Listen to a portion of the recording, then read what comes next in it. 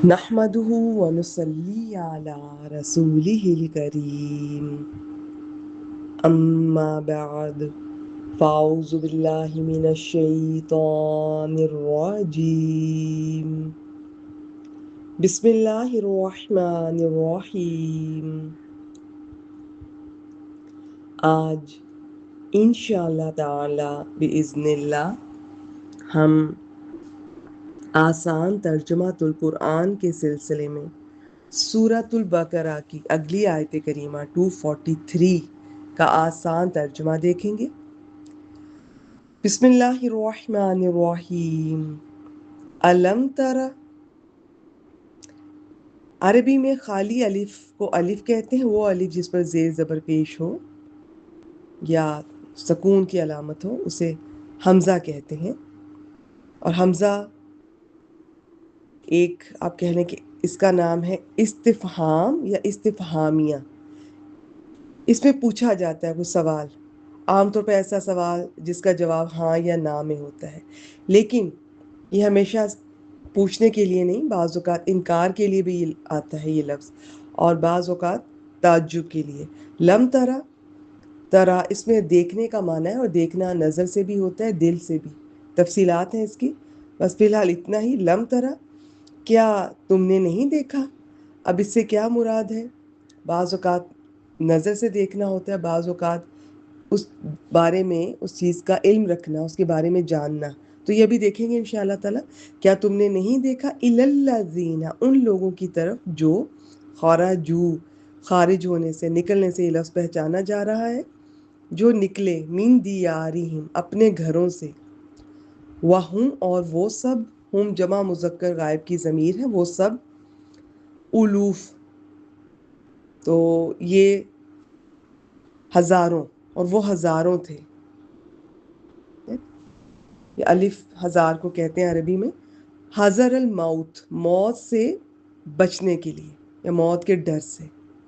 کیا تم نے ان لوگوں کو نہیں دیکھا جو موت کے ڈر سے اپنے گھروں سے نکلے، جبکہ وہ ہزاروں تھے یا کئی ہزار تھے۔ فقال لهم، فا حرف ہے، پس پھر تو، قولا، اس نے کہا، کس نے کہا؟ یہ آگے آ رہا ہے لفظ جلالہ اللہ، اللہ نے کہا، لہم، ان سے، جس سے کہا جاتا ہے نا اس کے ساتھ زیر والا لام آتا ہے۔ یہ اور بات ہے کہ ایک قاعدہ یاد رکھیں کہ وہی زیر والا لام جسے لام جارہ کہتے ہیں، حرف ہوتا ہے، وہ جب کسی ضمیر کے ساتھ اٹیچ ہو کر آتا ہے تو زبر پکڑ لیتا ہے، سوائے ایک ضمیر، وہ چھوٹی یا متکلم کہتے ہیں، اس کے ساتھ زیر کے ساتھ ہی آتا ہے، باقی سب جب ضمائر کے ساتھ آتا ہے ہوتا زیر والا لام ہے، لیکن پھر زبر کے ساتھ نظر آتا ہے۔ تو اللہ نے ان سے کہا، منہ تو، یہ فعل ہے، فعل امر، موت سے لفظ پہچانا جا رہا ہے، مر جاؤ، تم سب مر جاؤ، اور یہ جو واو ہے نا اکثر یہ جمع کی ہے، آپ کو نظر آئے گی، جمع کی، مذکر کی۔ ثم، پھر، احیاہم، احیا، حیات سے، زندگی سے، یہ لفظ پہچانا جا رہا ہے، تو پھر احیا، اس نے زندہ کیا، یعنی کس نے؟ اللہ تعالیٰ نے، ہم، ان سب کو۔ تو میں زیادہ تفصیلات تو نہیں شیئر کرتی، تھوڑی سی آپ کی توجہ دلاتی ہوں کہ غور کیا کریں۔ تین طرح کے لفظ ہوتے ہیں، اسم، فعل، حرف۔ تو فعل کا یہ کہ پھر وہ آگے ہم نے یا ماضی ہوگا یا مضارع، زیادہ تر زمانے کے لحاظ سے کام کا کرنا جو ہے، یہ کام کا ہونا، اسے فعل کہتے ہیں نا، ورب، تو یا ماضی ہوگا عربی میں یا مضارع، مضارع کمبینیشن ہوگا حال کا، مستقبل کا، تو کبھی حال میں ترجمہ کریں گے، کبھی مستقبل میں، کبھی دونوں طرح سے کر سکتے ہیں۔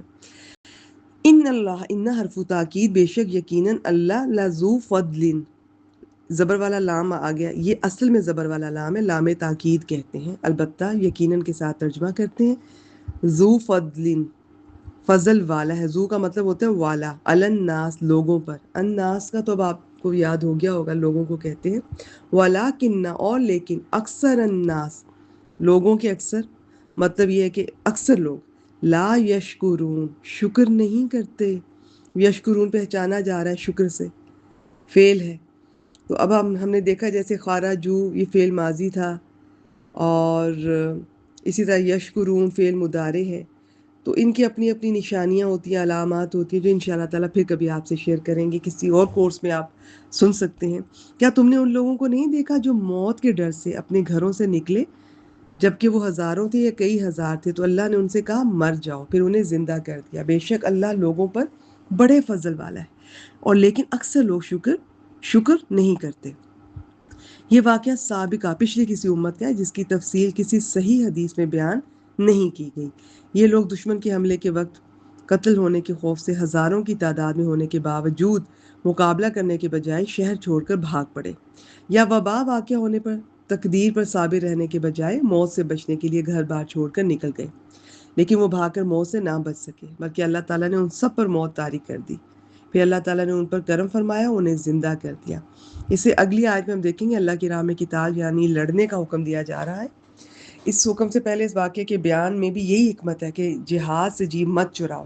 موت تو اللہ کے ہاتھ میں ہے، جس سے تم جہاد سے گریز اور فرار اختیار کر کے ٹال نہیں سکتے، نہ تقدیر سے بچ کر کہیں جا سکتے ہو۔ یہ قصہ قیامت کے دن جسموں کے دوبارہ زندہ ہونے کی قطعی دلیل ہے۔ باقی علم تارا کا دیکھ لیجئے، کیا تو نے نہیں دیکھا؟ مجاہد رحمہ اللہ نے اس کا معنی کیا، کیا تجھے معلوم نہیں؟ یہ آپ خود اپنے طور پہ شوق سے پڑھ سکتے ہیں۔ ہاں، یہاں میں ایک حدیث آپ سے شیئر کروں گی۔ حضرت عبد الرحمن بن عوف رضی اللہ تعالیٰ عنہ بیان کرتے ہیں کہ میں نے رسول اللہ صلی اللہ علیہ وآلہ وسلم کو یہ فرماتے ہوئے سنا، جب تم سنو کہ کسی زمین میں وبا پھیلی ہے تو وہاں مت جاؤ، اور جب کسی زمین میں وبا پھیل جائے اور تم وہاں موجود ہو تو اس سے فرار اختیار کر کے وہاں سے مت نکلو۔ صحیح بخاری 5729۔ چلیے جی، آج کے لیے اتنا ہی۔ وآخر دعوانا ان الحمد للہ رب العالمین۔